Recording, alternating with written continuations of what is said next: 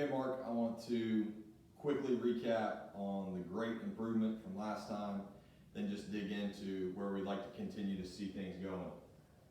So the biggest thing that's different in your golf swing right now from the down the line view is that we are not right arm pinned, down and behind the rib cage and across the line, right? Huge changes there in the arm structure. So we're now at the top of the backswing. This right shoulder is now a little more external versus the down and internal, which is where we get the across the line. So we've gone from here to there, which is creating a tremendous amount of positive change for how we've got the club face at the top of the backswing. Arms are ready to go, already in an external trail shoulder position.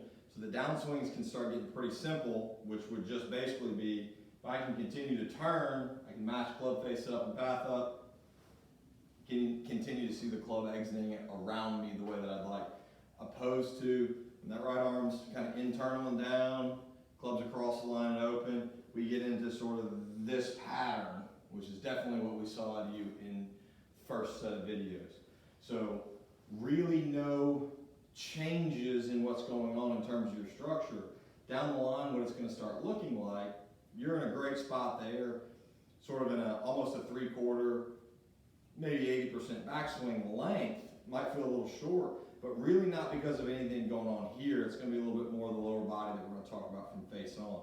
So the change in your golf swing going forward, it's perfect structure right here. We're just going to eventually see sort of the finishing of rotation to where there's the end of the backswing versus it still being right here in front. So just a little bit of limited rotation from lower body.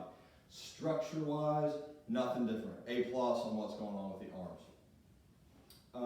The backswing pieces for the body, okay? Go over a little bit about what we had, what we have now, and then sort of what I showed you with Charles Howell III and where we'd like to see it.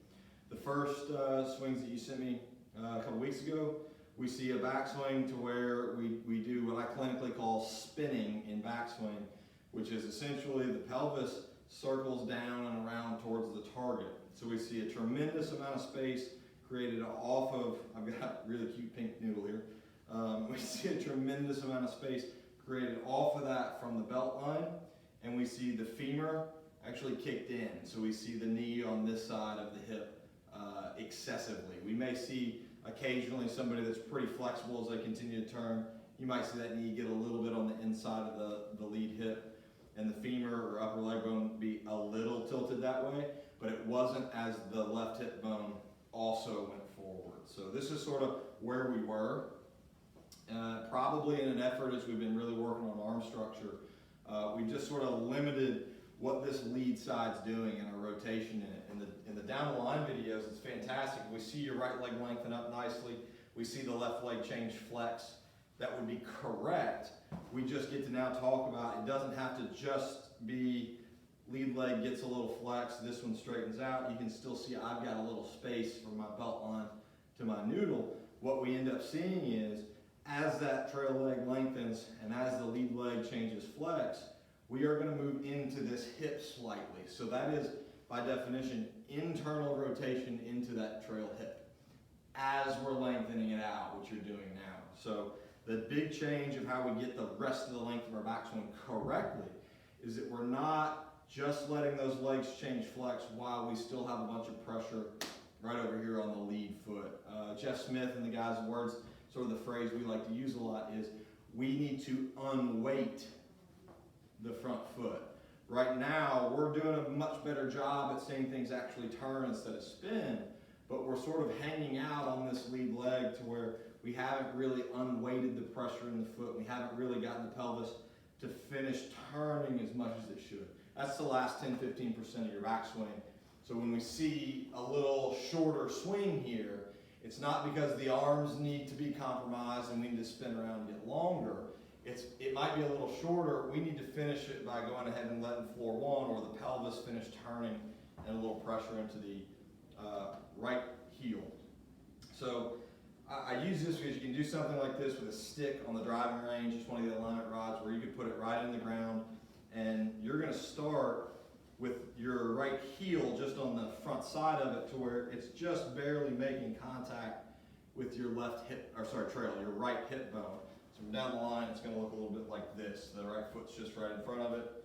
The noodle or stick or whatever it might be just is on the right hip. And what you're looking to do and get a feel for is making back swings to where we're not going to spin off of that noodle. As we're making that back swing, we're going to see that right hip actually sort of work up that noodle. And now what we see in our lower body is the femur has kind of come vertical. This knee has certainly tracked in, but it's underneath the lead hip. So it's not this spinning around where we see our trail leg lean to the target, lead femur lean away. We're seeing us actually go up and into this trail hip. Now we've unweighted this lead foot a little bit and increased a little rotation and backswing. That's our ultimate goal with being able to clean up the lower body. If we can get the lead foot unweighted and we can get some increased rotation, there's our length of backswing and our pressure on our trail foot so that we actually start to be able to push harder in downswing and create rotation a little bit better in downswing, which is noted in your first video, already tremendously improved when we're not having to hump up out of the way and throw the club, where our lead foot heel is in the air. We're already in a better spot continuing to rotate where that lead foot's catching the pressure more midfoot or even heel. So there's been some positive change in terms of your rotation and downswing already.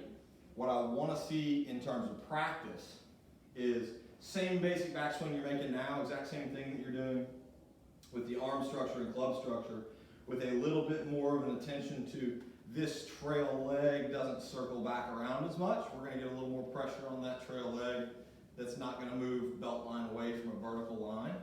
Once we've done that, we're going to make some of those back swings, 3/4 or even half swings, just with a little focus on that, getting a feel for it. And what I want to see is some chip shots now from good back swings to where we're really working on rotating enough in downswing to where we have no problem getting that club path actually on golf ball and then working back inward a little bit and being able to keep the face open a little. So I love for club golfers, even really good club golfers, to ultimately play a little bit of a push draw.